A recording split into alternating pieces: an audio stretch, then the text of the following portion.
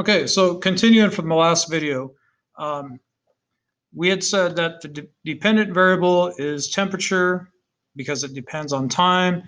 The independent variable is time.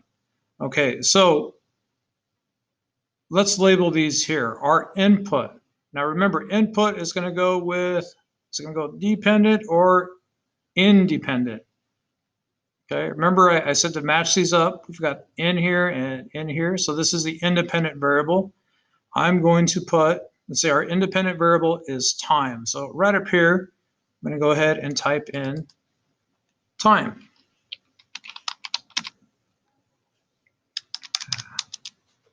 I'm going to raise that up a little bit so you guys can see it better.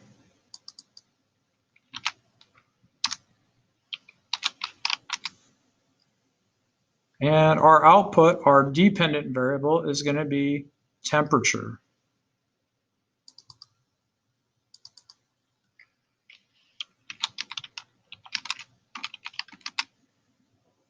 Okay, let's go ahead and look at letter C.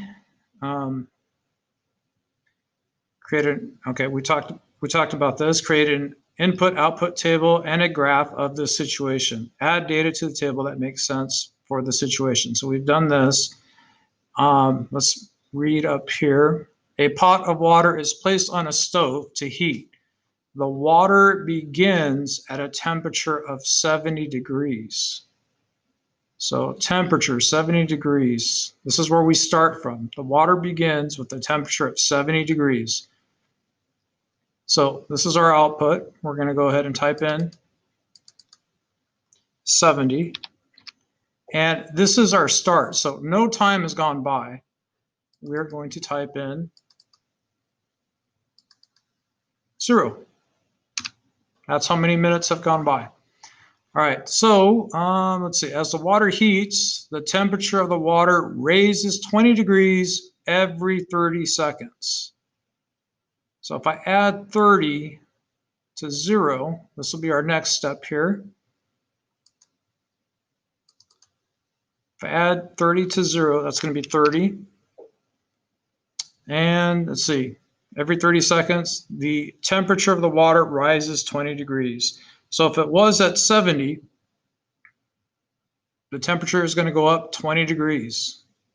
So we're going to add 20 degrees to 70. So 70 plus 20, that's going to equal 90.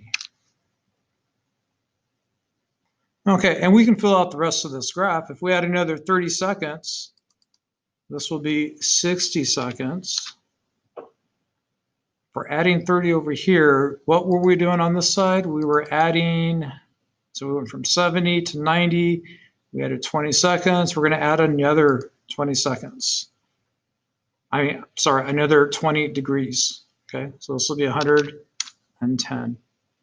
On this side, we add seconds. On this side, we add degrees.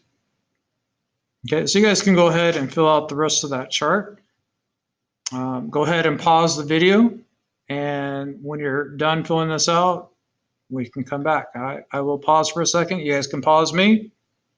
And I will be right here with you guys.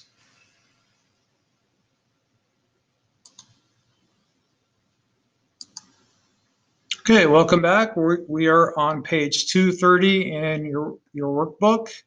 We're going to go ahead and read this problem here.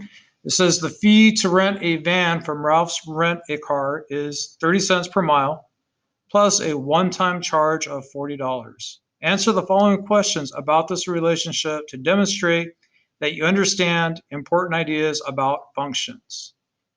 Okay, if you can get access to the book, to the slides on Agile Mind, which you guys should have, you guys can go ahead and do this. This is also in your book, okay? The amount of money charged is a blank because it can change. Okay, the amount of money charged is it a variable? Is it number of miles driven? See, the amount of money charged is a number amount. That doesn't make sense. Okay, the amount of money charged is actually a variable. Okay, the number of miles you drive is also a variable because it can also change. Okay, the amount of money charged is the, what do you guys think? So the total amount of money charged is going to be, that's going to be the result, right? When you apply the function, the final thing that you're paying, this will be the dependent variable. This is what's going to come out. The total of the charge is the dependent variable because it is calculated based on the number of miles driven.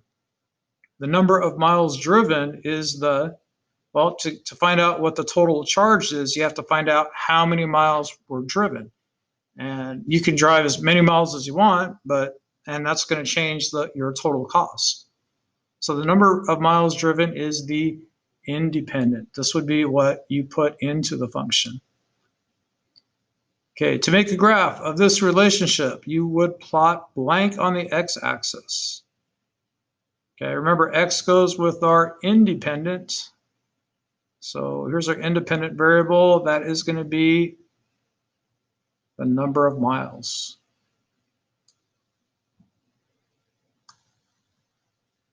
Okay, and the blank on the y-axis. So the y-axis is our result. It's our final result. Okay, so that final result is going to be the amount of money charged.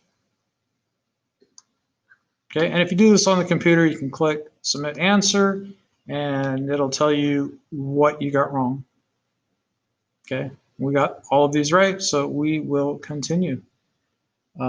Be sure to watch the next video. It's going to be over the consolidation activity. Have a great day, guys.